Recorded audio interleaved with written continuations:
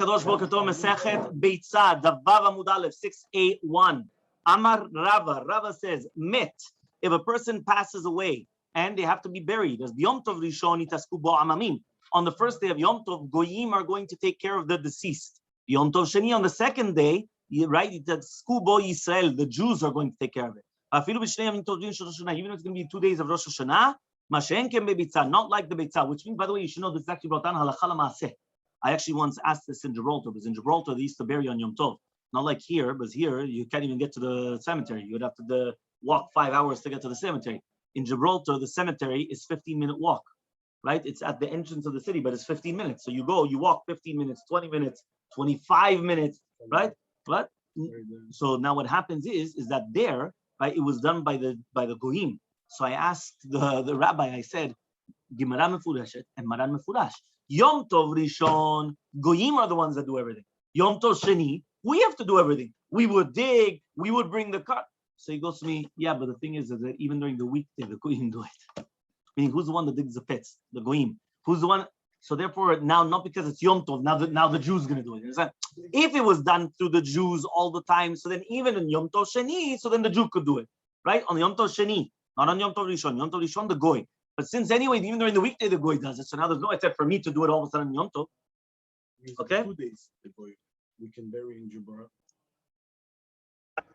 Argues. The exact same halacha is going to apply to the Beitzah, which means that if you're going to have a Yom Tov Sheni of Rosh Hashanah, just like Yom Tov Sheni of Galuyot. So therefore, a Beitzah which is born on Yom Tov Rishon is going to be permitted on Yom Tov Sheni.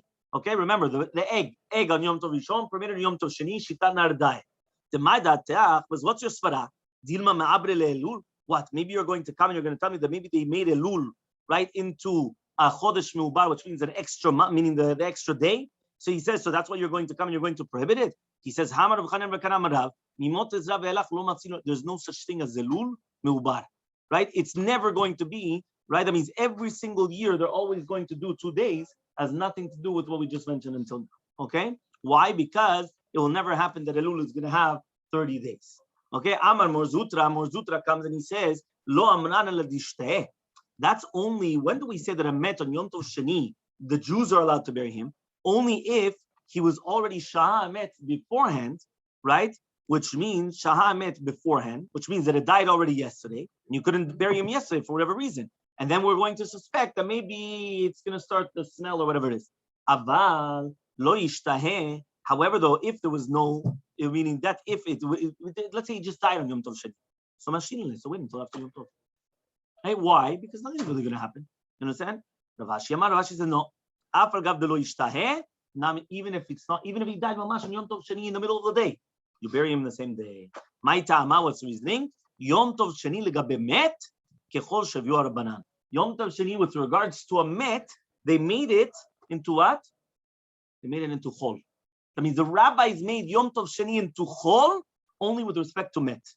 Afilu lemegas leglima megas leasa, even to come and to start cutting out a clothing for him, the shrouds, right? Or to start coming out, cutting in the hadassim, right? In order to put on his coffin that they do lichvod met, it's going to be mutar. Nowadays, obviously, we don't do a lot of these things because it became the minhag of the goyim. Meaning nowadays, it says here they used to put for kavod met, they used to put hadassim on it, so that way it will give a good smell. So he says it's mutar, even though it says here it's mutar, even though it's not tzorech hamet mamash, it's like lichvodo, right? But some people say, okay, fine. But obviously nowadays it could be that it's more problematic, because then that became something of the goyim. The goyim do that all the time. They come, they start putting flowers, they start putting all these things, and it's not for us. Understand? Somebody once went and they told me, Rabbi, you know what I want to do? He wanted to come and he wanted to plant a tree. I said, why? He says, no, it's so I could give it some shade. Right? Ki'ilu that the Met needs some shade. Yeah, you think I'm joking? I'm telling you the truth. You won't shade.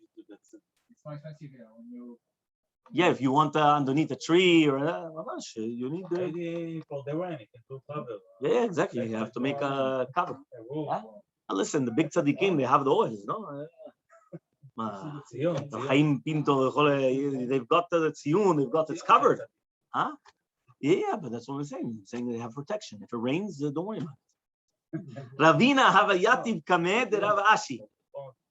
For the cold. Yeah, Ravina was in front of Rav Ashi. Bishnei yamim tovim shel Rosh Hashanah. So Ravina was sitting in front of Rav Ashi on the 2 days of Rosh Hashanah, And this was when Rosh Hashanah was on Thursday, Friday, and then you had Shabbat. So again, Rosh Hashanah was Thursday, Friday, and then Shabbat. Okay? So it says over here, Chazi dehava atzi. Yeah? So he says over here, he saw, right, that he was upset. Yeah? What does that mean? Ravina saw that Rav Ashi was upset. Amale, he says, why are you so upset? Amale, he says, Delo otivi eruvet tavshilin. I forgot to do eruvet tavshilin. Meaning, since I forgot to do it, how am I going to prepare for Shabbat? Remember, Thursday, Friday is Yom Tov, and then Shabbat. You always have to do eruvet tavshilin. Amale, he told him, so do eruvet tavshilin now.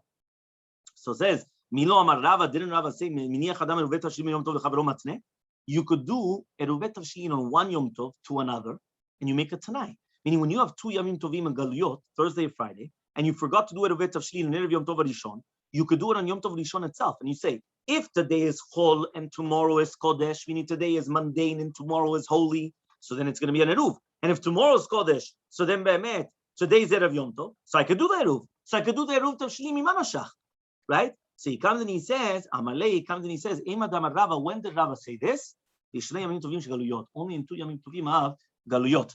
So he says, Bishlema Yamim Tovim Shel Rosh Hashanah Mi'amar. But he says what? On Yamim Tovim and Rosh Hashanah, does he say the same thing? Yeah? He says, does he say the same thing? He doesn't say that. Rosh Hashanah is different than any other 2 days. 2 days of Yom Tov, yes, you could do such a thing, but not like this, that is Rosh Hashanah, that according to some Shittot, if you remember, we said it was Kedusha Achad, v'chule, v'chule. If you forgot to do... No. We're going to see. Well, the Halachal Maseh, no, but let's see. So he says, V'hamri Nardai. Nardai says, Af Beitzah muteret. Even the Beitzah is going to be permitted on the second day, right? And that's going to be also on Rosh Hashanah. So just like you could have the Beitzah on the second day of Rosh Hashanah, so you should be able to do the Eruvet Tavshilin on the second day. So Amale Rav Mordechai, he says Rav Mordechai. Yeah?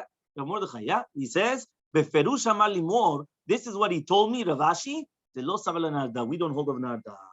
So since we don't have a Narda, right, that means he doesn't maskim to this din of Narda, but rather he holds that the Beitzah is going to be a Surah B'Yom Tov Shvi Shel Rosh Hashanah, because it's considered, right, 2 days or like 1 day, long day, exactly. So according to that, you cannot do the Tanai. Itman, it was stated, if Rosh Hashanah Yom Tov, when you have this chick that was born in Yom Tov, Rav Amar Rav says Asur. It's going to be Asur. Ushmuel, right? Ushmuel v'yitem Rabbi Yochanan, and Shmuel, and some people say Rabbi Yochanan say Mutar. It's going to be permitted. Okay? So Rav Amar Asur, why does Rav say it's Asur? Muktzeh. Why? Because before it came into the world, it wasn't fitting to eat. Ushmuel Amar, and Shmuel says, right? V'yitema or Rabbi Yochanan, Mutar, hoilu matir atzmo b'shchita. 1 second, you could do shechita, because as long as you didn't come out of the Beitzah, right, you're not allowed to eat it, right? That means even if you're going to open up the Beitzah and you're going to do shechita to the froach, so now that it's going to be nolad, right, now it's fitting for shechita to be eaten. So since takanat, that's what it says, that means since when it's born, that's going to fix it. It becomes permitted through shechita. So also now, right, it's going to fix it also through the Isur Muktzeh. So basically saying, since you could do shechita, there's no Muktzeh. Yeah, I do shechita. Yeah, so since I do shechita, there's no muktzeh. Yeah, but the other opinion said no. That since at the end of the day, which one? The Beitzah Shabifnim. Yes, it's muktzeh. Okay, because he says, well, because he says so even if you're going to open up the Beitzah and you have to do the shechita and everything, right? He says it's still the isur. Okay, so it has to come out on its own. Okay, so he says Amar le Rav Kahana Rav Asi le Rav. It says Rav Kahana Rav Asi to Rav. He says, what's the difference between an egg, meaning a chick that's born in an egg, and an egel? An egel that's going to be born in Yom Tov, that according to everybody, you're allowed to do shechita and eat it. So Amaleu, he says, no, because it could be fitting for the mother shechita, which means if you did the shechita to the mother, and then you find the child inside, what's happening? It's permitted. That comes because of the mother. So because of that, it was never considered muktzeh. But the froach that is inside of the Beitzah, you cannot do shechita to eat and eat it. So Mila, before it was born, it's muktzeh. Meaning that by the case of the mother and the egel, you did shechita to the mother, and now you find an egel bifnim. What's halacha? You don't even have to do shechita. Because the shechita to the mother permits the egel. So if it was never muktzeh. By the case of the Beitzah, right, it doesn't matter what happens, the chick which is inside this Beitzah is always a surah until it cracks and it comes out. Then it becomes permitted when you do shechita to it. But beforehand it was prohibited. So says the Gemara, what about an efroach? What's the difference between an efroach and an egel, which is born on Yom Tov from a terefa, right? That you're allowed to do shechita and eat it, even though it couldn't have been agavimo, which means, can you eat a terefa? No. Even if you did shechita to the terefa, can you eat a terefa? Right? What's a terefa? An animal that's not going to live within a year. Right? That's a terefa. Right? A lot of people think that non-kosher food is terefa. It's not true. Right? Non-kosher food, right, is not a terefa. Right? A horse is not a terefa. It's bemat me'ah. It's not a terefa. Terefa means it's a kosher animal, but it's not going to live a year. Nevela means it's a kosher animal, but they didn't do shechita to it. So if you go to Publix and you buy a piece of whatever it is, so that nevelot u'terfot, exactly, nevelot u'terfot, but it's not really nevelot u'terfot because it depends. If it's a horse and it's not nevelot u'terfot, if it's a cow, then yes, it's nevelot u'terfot. Okay, fine. So ask the Gemara, what's the difference between by the egel which was born from a nevela? There you do have a problem. Why? Because it was never permitted by the mother. Even if you did shechita to the mother, it doesn't permit the child. So why is it permitted there? This egel that was born on Yom Tov that you could do shechita and tochalota. Shati graf. He kept quiet. He didn't have an answer.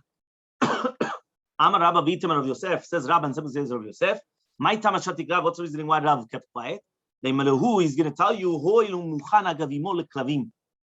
because it's fitting, right, by the mother for the dogs. It's fitting by the mother for the dogs. What does that mean? He says, since the mother, which is a trefa, could be given to the dogs to eat, who eats it nevelot u'terfot? Throw into the dogs. Yeah, you heard. A nevela trefa, what do you do to him? Throw into the dogs. Yeah, so what happens? So he comes, he says, also the ubar, which is inside the stomach, is also muchan, because you could throw it to the dogs. Mashenkin efroach, but on the other hand, an efroach, which is inside the beitzah, you don't throw it to the dogs. So therefore, when it's born, so it's mishum nolad. Amale Abaya comes and he says to Rav Yosef, Vava Mubet. Yeah? Hashta muchan la'adam lo havi muchan le'klavim. So he says, 1 second. Now that we're going to say something which is muchan la'adam, it's not considered muchan le'klavim. Meaning the fact that it's fitting for a human being doesn't mean now that it's fitting for the dogs. The Tanambas, we learned in the Mishnah, you're going to cut dluin, right? These are like pumpkins, right? In front of the animals. And also the nevela in front of dogs. Rabbi Yudah says, Im lo haita nevela me'erev Shabbat. Yeah? Right? Im lo haita nevela me'erev Shabbat. There was no nevela on erev Shabbat. Asura. Meaning if it wasn't a nevela, it's going to be asura. Why? It's not mukhan. Meaning the fact that it's going to come and you're going to say now, it's not mukhan for the klavim, right? So that was during the Menash Mashot, it was fitting for a human being. So you see from here, something which is mukhan la'adam is not mukhan la'be'ema, not the tzukah. Right? Something which is mukhan la'adam is not mukhan la'be'emot. Meaning if it's fitting for a human being for consumption, it doesn't mean that it's fitting for an animal. Right? Mukhan la'klavim, but something which is going to be mukhan la'klavim, havi mukhan la'adam. It is going to be mukhan for a human being. So that's the question. Koshgel, no. Meaning, if it's mukhan for an adam, it's not mukhan for klavim. So now what? If it's mukhan la'klavim, you're going to tell me it is mukhan la'adam? Kavachomer lo. Yeah? Iowa. So now he's going to push it off. Yeah, and he's going to say as follows. Yes, mukhan la'adam is not considered mukhan la'klavim. What a human being could eat, he's not going to throw it to a dog. That's why. So he says, "Bad mukhan la'klavim and mukhan la'adam." But if it's fitting for a dog, it is mukhan la'adam. Because a human being will eat anything which is able to eat. Meaning, even though you would give it to the dogs, as long as it's edible, you would eat it yourself. But something which is you're going to eat it for yourself, right? Why are you going to throw it to the dogs? You understand? Right? That was the once upon a time. Once upon a time, people were very, very, very cautious about the food. Food was not like nowadays, a blind others, bracha, Hashem should continue it. But it's not like, so what happens? Mamash, anything. As long as it was edible, they would eat it. Nowadays, the second it's a little bit, throw it out. Yeah, a little bit, it's edible. Throw it out. That's the way it is. But once upon a time, something which is mukhan la'adam, lo avi mukhan la'klavim. Never mukhan la'klavim.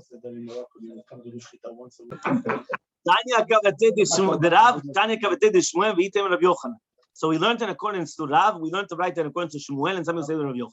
Tanya kavatei Rav. Where do we learn in accordance to Rav? Egel shenolad b'yom tov mutar. An egel which is born on Yom Tov, it's going to be mutar. Efroach shenolad b'yom tov asur. So mefurash. Egel which is born on Yom Tov mutar. Efroach which is born on Yom Tov is asur. What's the difference? Ze muchan agavimo v'shchita, v'ze eno muchan agavimo. So a braita mefurash like Rav. Now we're going to learn a braita like Shemuel or like Rabbi Yochanan. That's why it says kavatei Shmuel v'yitem Rabbi Yochanan. Egel shenolad b'yom tov mutar. Ve'efroach shenolad b'yom tov mutar. So this is like Shemuel or Rabbi Yochanan. My tama, what's the reasoning? זה מוכן אגב אמו, וזה מתיר עצמו בשחיטה. Remember that the egg is always going to be permitted. Why? Because of the mother. Do shchita to the mother, the child is permitted. So it was never considered muksa. So that's according to everybody. So what's the machloket? By the Beitzah. He says by the befroach. He says here also by the befroach, he says the second that you do the shchita, that's taking it out of muksa. So the fact that you can take it out of muksa by doing shchita to the befroach, what? Why can't you do shchita to the befroach? Why not? למה לא? Now we learned in the Beitzah. Efroch shenolad b'yom tov asur. Okay, so an efroch which is born on Yom Tov is going to be asur. Rabbi Eliezer ben Yaakov omer af bechol asur lefi shelom yipatchu einav. Maybe because of this, Mordechai doesn't like to eat it. Mordechai doesn't like to eat it. He says that the reason why it's going to be asur even during the weekday, forget about on Yom Tov. He says was it didn't open up its eyes. So since it didn't open up its eyes, that's why it's going to be asur. Keman azad Tanya, but that which we learned in the Beitzah, it says l'chol sheretz hashoretz ala haaretz, to any type of a creepy crawler that's crawling on the ground. This comes to include efrochim. That means as long as the efroch does not open up its eyes, it's like a creepy crawler, and therefore it's mamash. You're not allowed to eat it. So who does that go like? Like Rabbi Eliezer ben Yaakov. So Amar Rav Huna Amar Rav. Yes, Amar Rav Huna Amar Rav says Rav Huna Amar Rav. Beitzah mitziata nigmara. Says the Gemara. He says that's not true. Why? A beitzah, the second that it comes out, it's already nigmara. What does it mean? My mitziata nigmara. What does it mean that it already finished when it came out? If you're going to tell me now that it comes out and it's going to be now finished, you're allowed to eat it with milk. But if it's in the stomach, it's going to be asur to eat it with milk. But Tanya, we learned in the Beitzah.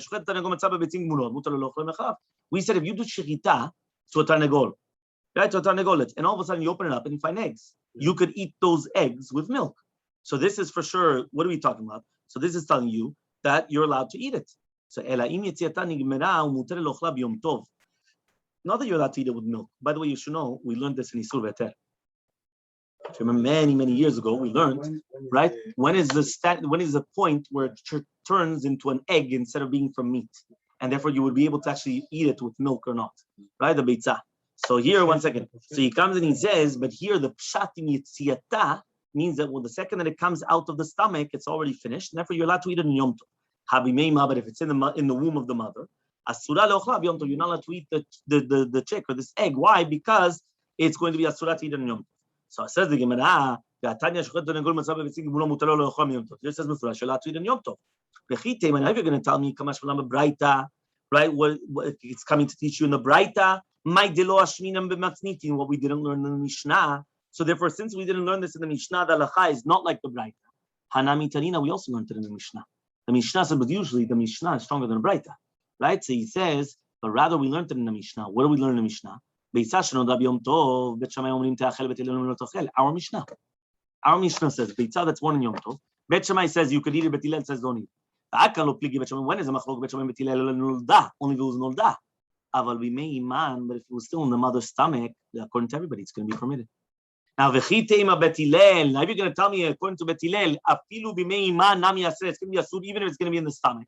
That means you did shechita, you open it up, and now it's still going to be asur even in the stomach. Hadiktani, we said nolda. Why does it say the word nolda? Nolda comes and says, it's coming to teach you the koach of Bet Shammai. Dafinu nolda namu shali. Because even if it's going to be nolda, it's also going to be permitted. That's what we wanted to know. That means even nolda, it's going to be permitted. But that which we learned in the Beitzah, who is it? So it's not Bet Shammai and Bet Hillel. Because according to Bet Shammai, even if it was nolda, it was permitted. Right? Not only just if it was bimeiman, even if it was nolda, it was permitted. And according to Bet Hillel, right, even if it was nimtzal bimeiman, it's going to be asurot. So therefore, it comes out that the Rav, when he says that it's asur, the beitzim, right? That's what he says over here. He's saying le'asor b'yom tov beitzim gmurot shenimtzu bimeiman even after shechita. But rather, really, the kavanah is that a beitzah, once it comes out, it's already finished, and it could be fitting to be megadel efrochim. Right? If it's still going to be meiman, in a megadel efrochim, it cannot have efrochim. Lemay nafkamina, what's the nafkamina? Lemekach umemkar. Meaning like this. Imagine right now you're going to buy eggs to grow efrochim from the eggs, and they gave him beitzim gemurot, which were in bimeiman. It's a mekach taut. Because now they're not fitting legadel efrochim, and therefore it's the mekach batel. Only once they come outside, now they're fitting to become efrochim, but not when they're still inside. Just like somebody went and he told his friend, right? Be'e is Beitzah. Right? Be'e, right, is Beitzim. Right? That's why something like Masechet Betzah, some of them say, instead of Beitzah, yeah? So Be'e, yeah, he says over here, Defachya. Beitzim of a tarnegolet, right, a poe b'leidata, which means that it's still alive and it's not shchuta. Leman, right? Who does it belong to? Yeah, imagine right now you come and they're going to do shechita. Who does the beitzim belong to? The one that bought the animal or the original owner? So yavu lebeya de shchuta. So they gave the beitzim and tarnegolet shchuta, right? So it says they give it to him. So ata lekemed Rabbi Yami Amalo, he says mekach tautu, huh? It says here the koneh. Right, the koneh came in front of Rabbi Yami to give him sack, and he said it's a mekach taut, the hadar, and then he gave it back to him. Why? Because bemet, it's not the one that did shechita; it's the original owner. Because the ones afterwards is not fitting for being megadel the beitzim. 1 second.